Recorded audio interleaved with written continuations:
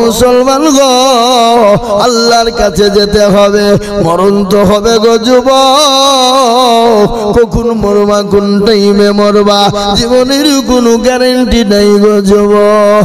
কিন্তু কে তোমাকে বানালো, কে কোথায় তোমাকে বানালো, কোথায় তুমি ছিলে? তোমার তো অস্তিত্ব ছিল না, তোমার কোনো দাম ছিল না, তোমার কোনো মূল্য ছিল না।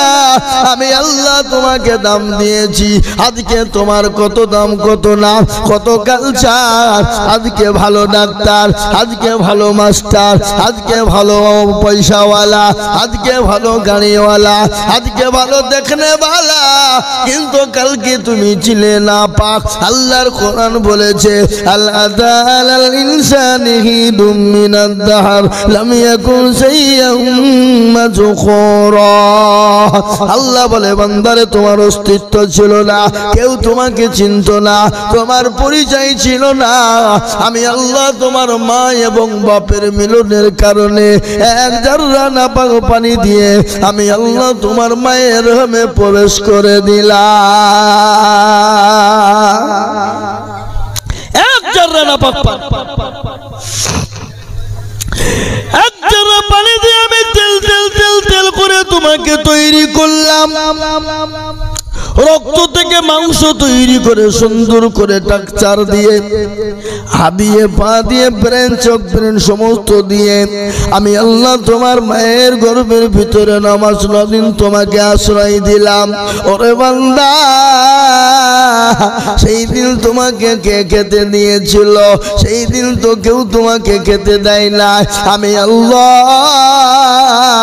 তোমার মায়ের মাসিক রক্তগুলাকে বন্ধ করে দিয়ে আমি তোমার জন্য সুন্দর করে খাবার করে দিয়েছিলাম। ও বান্দা, নামাজ দিন খেয়েছিলে, দুনিয়ার জমিনে তুমি এলে, তুমি তো একদিনের ছেলে, দুদিনের ছেলে, 3 দিনের ছেলে। বলো বান্দা তুমি কি খাবে? আপেল, বেদানা, নাশপাতি, আঙ্গুর, মনক্কা, আখরোট তুমি খেতে পারবে না। দামি দামি প্রাণী পোলাও খেতে পাবে না। আমি আল্লাহ তোমার জন্য এমন একটা খাবার দিয়ে দিলাম যে খাবার খেলে সর্দি হবে না, যে খাবার খেলে গরমি লাগবে না। সে খাবারটা কি রে বান্দা? সে খাবারটা হলো তোমার মায়ের স্তনের দুধ। এ মুসলমান, আমাদেরকে মায়ের গর্ভে থেকে 1 দিন, 2 দিন, 3 দিনের ছেলে আমরা কি খাবো? ভাত, রুটি, আপেল, বেদানা, নাশপাতি, আঙ্গুর, মনক্কা, আখরোট। নো বাবা, এটা নয়। আল্লাহ বললেন এমন একটা খাবার দিলাম তোমার সর্দি হবে, তোমাকে গর্ভে লাগবে না। আল্লাহ বলেন খাবারটা হলো তোমার মায়ের স্তনের দুধ। বান্দা, যখন তুমি মুখ দিবে তোমার জন্য না ঠান্ডা না কেন গরম বেরোবে, এমন একটা এয়ার কন্ডিশন বেরিয়ে যাবে, না তোমার সর্দি হবে না গরমি হবে। বলে বান্দা রে, আমি আল্লাহ তোমাকে সুন্দর করে খাবারের ব্যবস্থাপনাই করে দিলাম। কিন্তু আল্লাহ বলেন আমার বিচার কত সূক্ষ্ম শোনে না। তোমার মায়ের একটা স্তনের ভিতরে আমি আল্লাহ একটা করে ছিদ্র দিতে পারতাম, কিন্তু কটা ছিদ্র দিয়েছি তুমি তা জানো না। পৃথিবীর কোন ডাক্তার জানে না, পৃথিবীর কোন সার্জন জানে না একটা মায়ের স্তনের ভিতরে কটা করে ছিদ্র আছে কেউ বলতে পারবে না। আল্লাহ বলেন আমি 1000 করে ছিদ্র দিয়েছি। বান্দা যখন মুখ লাগিয়ে স্তনের দুধ পান করবে আমি আল্লাহ তার জন্য 1000 ছিদ্র দিয়ে তিল তিল তিল তিল করে বাচ্চার জন্য খাবার দিয়ে দেব। আল্লাহ ডাক নিয়ে বলে বান্দা, 1 দিন, 2 দিন, 3 দিন হয়ে গেল, 1 মাস, 2 মাস, 1 বছর, 2 বছর হয়ে গেল, দুনিয়ার দামি দামি খাবার তুমি খেতে লাগলে, আপেল, বেদানা, নাশপাতি, দামি দামি খাবার খেলে রে বান্দা। তারপরে তুমি বড় হয়ে গেলে, স্কুল, কলেজ, ইউনিভার্সিটি, তুমি মাস্টার, ডাক্তার হয়ে গেলে, তুমি জজ, ব্যারিস্টার, পয়সাওয়ালা হয়ে গেলে। তোমাকে বলা হলো আল্লাহকে মেনে নাও, আল্লাহর দিনকে মেনে নাও, কোরআনকে মেনে নাও, নবীকে মেনে নাও, রসুলকে মেনে নাও। ও বান্দা, তুমি এমন পয়সাওয়ালা হয়েছ, এমন টাকাওয়ালা হয়েছ, এমন সুশিক্ষায় শিক্ষিত হয়েছ, তুমি বলে আল্লাহকে মানি না, আল্লাহকে জানি না, আল্লাহকে চিনি না, দেয়ার ইজ নো গড, আল্লাহকে চিনি না। ও মুসলমান, এমন ইংলিশ তুমি মারতে শিখেছ। আল্লাহ বলেন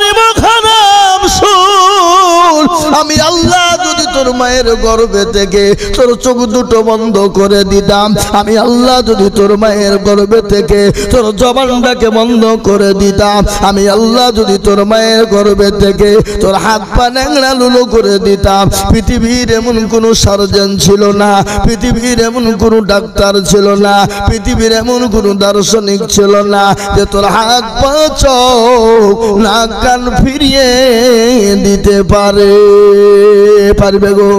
কথা বলেন, পারবে? মায়ের গর্ভে থেকে যদি কারো অঙ্গ প্রত্যঙ্গ চলে যায়, পৃথিবীর এমন কোনো বাবার অধীন নাই, পৃথিবীর এমন কোনো ডাক্তার সার্জনের ক্ষমতা নাই যে তার চোখ, তার হাত, তার পা, তার নাক, তার কান ফিরিয়ে দিতে পারবে। আল্লাহ বলে না, পারবে না, আমি আল্লাহ ছাড়া কেউ পারবে না। ওরে বান্দা, তুমি কেন আমাকে চেনো না? আমার বড় হুকুম নামাজ কেন পড়ো না? আল্লাহর বড় হুকুম কি, জোরে বলুন। কথা কয় না নামাজ, কিন্তু আমাদের ভিতরে নামাজ কেউ পড়ে নাকি? কজনা পড়ে? 100-র মধ্যে 100-র মধ্যে 98% লোক নামাজ পড়ে না, 98% লোক পড়ে না, 2% লোক নামাজ পড়ে। কপারসেন্ট? কথা কন, কপারসেন্ট? কিন্তু আপনারা মনে করছেন যে 2% লোক যে নামাজ পড়ে, এই 2% লোকের নামাজ হয় নাকি? না, 1% লোকের কোন রকম ভাবে নামাজ হয়, আর 1% লোকের নামাজ হয় না। বলে হুজুর আপনি কি করে জানলেন? আমি আজিজুল হক বলে দিয়ে যাচ্ছি। চাচা দাড়ি পেকে গেছে, চুল পেকে গেছে, 20 বছর ধরে নামাজ পড়ে, আত্তাহিয়াতু জানে তো দুরূদ শরীফ জানে না, দুরূদ শরীফ জানে না তো দোয়া কুনুত জানে না, দোয়া কুনুত জানে না তো দোয়া মাসুরা জানে না, দোয়া মাসুরা জানে না, দোয়া সানা জানে না, ইন্না তাইনা কুল, তার মধ্যে দেখা যায় 20টা ভুল। কথা কন না কেন? কথা বলে ইন্না তাইনা কুল, তার মধ্যেও 20টা ভুল। এরা শিখেও না, শিখার চেষ্টাও করে। মসজিদে নামাজ পড়তে যায়, যদি টাইম যদি 2 মিনিট পার হয়ে যায়, বলে ইমামের কোনো কাণ্ড জ্ঞান নাই। কি করবে? তাড়াতাড়ি করে নামাজ পড়ে চায়ের দোকানে বসে আড্ডা গেবাদ গেল্লা করবে। করবে না, করবে না, ধরে বলুন। আপনার দিকে চায়ের দোকান নাই নাকি? আছে? মুসলমান দরদি, সারা জীবন কোন ইমামকে বলে না হুজুর গো আপনি তো আমাদের ইমাম, একটু কোরআনটা ঠিক করে দেন, একটু সূরাটা ঠিক করে দেন, একটু নামাজটা ঠিক করে দেন। এরা জীবনও কোনোদিন ইমামের কাছে বসে বলে না। বলে কেন বলে না? কারণ আছে। বলে ইমাম যদি বাই চান ভুল ধরে ফেলে, আর ভুল ধরে ফেললি তো আমাদের যা আছে গোমর সব ভাষা, মানে ইমামের কাছে মাথা নত করে ছাড়া কোনো উপায় আর নাই। আর আমাদের দেশের ইমাম সাহেবরা এরাও কিন্তু কোনোদিন কোনো মুসল্লিকে বলে না এ চাচা ও দাদু বসেন, একটু নামাজটা ঠিক করে দি, কোরআনটা ঠিক করে দি, সূরাটা ঠিক করে দি, আত্মাহাত দুরূদ শরীফটা ঠিক করে দি। ইমাম রাও জীবনে বলে না। বলে কেন বলে না? এই থামেন, কেন বলে না? কারণটা হলো 4000 টাকা 5000 টাকা বেতন দিচ্ছ তো তোমাকে নামাজ শেখাইতে হবে? তোমাদের ভাগ্য ভালো আমি অজু করিয়ে নামাজ পড়াই। বেশি কায়দা করলে বিনা অজুতে নামাজ চালিয়ে দিব, সালাতন নামাজ হলি বাকি না হলি বাকি। কি বুঝতে পারলেন আমার কথা? 5000 টাকা নিব। এ বাবা, আপনাদের দেশের কত জানি না, আমি আপনাদের দেশের কথা বলছি না, অন্য দেশের কথা বলছি। ইমামের বেতন হলো 5। বলেন তো ইমামের পিছনে নামাজ হবে? 27 দিনের মাথাতে ইমাম নামাজ পড়ে চলা আলহামদুলিল্লাহি রাব্বিল আলামিন রহমানির রহিম। আল্লাহ আজ তো মাসের 27 তারিখ, 5000 বেতন। বইয়ের ছায়া কিনবো না ব্লাউজ কিনবো, ছেলের ওষুধ কিনবো না জামা কিনবো, ছেলের বই কিনবো না স্কুলের ফিজ দেব। গায়রিল মাগদুবি আলাইহিম ওয়ালাদ-দাল্লিন। ফেরেশতা বলছে কি নামাজ রে? এটা হলো বেতনের নামাজ। আল্লাহ বলে ইমাম তো কৌ ফাটাবো, মুসল্লি তোদের কৌ ফাটাবো। ইমামের বেতন 5। আর মসজিদের সেক্রেটারি কারা? সভাপতি কারা? ক্যাশিয়ার কারা? মসজিদে মালেরা মসজিদ যায় না যারা। কি বুঝেন আপনারা বলুন? হ্যাঁ, মসজিদের সেক্রেটারি সভাপতি ক্যাশিয়ার কারা? মসজিদের দরজা চিনে না যারা। শুক্রবারের দিন নামাজ পড়তে যায়, শুক্রবারে মুরলি করার জন্য। আবার এমন সেক্রেটারি আছে মসজিদের টাকা দিয়ে লটারি কাটে। কি কথা কন না কেন? আছে না? লটারি কেটে টেরে গুঁজেছে, লুঙ্গির টেরে গুঁজেছে বাবা। শুক্রবারে নামাজ পড়তে গিয়ে লটারি খুলে পড়ে গেছে, লুঙ্গিও খুলে পড়ে গেছে। বলে ইজ্জত চলে যায় যা, কিন্তু বেইজ্জতি হওয়া যাবে না। ইজ্জত চলে যায় যা, কিন্তু বেইজ্জতি হওয়া যাবে না। বলে লটারি যেন কেউ দেখতে না পায়। ও মুসলমান গো, কি জবাব দিব আল্লাহর কাছে? বলেন তো আজকে আমাদের মসজিদ কেন কেড়ে নেবে না? আমাদের মসজিদ কেন ভেঙে ফেলবে না? আজকে আমাদের মাদ্রাসা কেন কেড়ে নেবে না? গত পরশু দিনের ঘটনা আপনারা জানেন।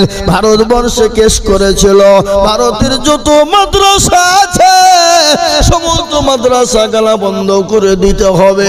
কেস করেছিল হাইকোর্ট, হাইকোর্ট থেকে সুপ্রিম কোর্ট, সুপ্রিম কোর্ট গত পরশু দিন আইন করে দিয়েছে না, ভারতবর্ষে যতগুলা মাদ্রাসা সমস্ত মাদ্রাসা বৈধ বৈধ বৈধ। ওই মাদ্রাসা উঠিয়ে দেওয়ার কারো কোনো ক্ষমতা নাই। বলুন আলহামদুলিল্লাহ, জোরে বলুন আলহামদুলিল্লাহ। তারপরও বেঈমানেরা হাল ছাড়ে না। ও মুসলমান গো, তারপরও বেঈমানরা হাল ছাড়ে না। কেন জানেন? আজকে ওরা যে নতুন প্রকারে মাদ্রাসা বন্ধ করবে, কোরআনের তালিম বন্ধ করবে। কিন্তু আমি বলবো পাপ কোরআনের মালিককে।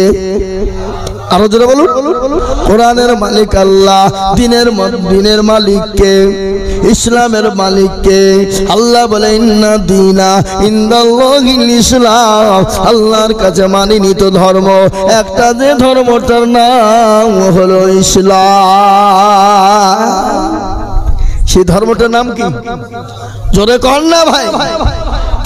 আজকে পৃথিবীর সমস্ত বেঈমান কাফের মুশরিক ইহুদি নাসারা খ্রিস্টান যৌন বৌদ্ধ গমডকল মুসলিমে তোর বাগদে কলবিল মুসিমুন্ডা আজকে তারা জেনে নিয়েছে আমাদের ধর্মের কোনো দাম নাই, আমাদের ধর্মের কোনো মূল্য নাই,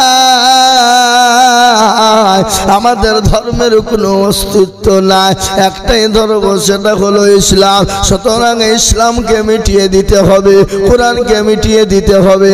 ও মুসলমান গো, আমি আপনাদেরকে বলবো, ফেরাউন পারেনি, নমরুদ পারেনি, আবু জেহেল পারেনি, আবু লাহাব পারেনি, উতবা পারেনি, সাইবা পারেনি, মুগিরা পারেনি। এই যুগের বেঈমানরাও তারাও কোনোদিন পারবে না। একটু হাতটা উঁচু করে দিয়ে বলুন না ইনশাআল্লাহ। চলুন। আহা, অনেকে তুলল না বাপ। কি গো?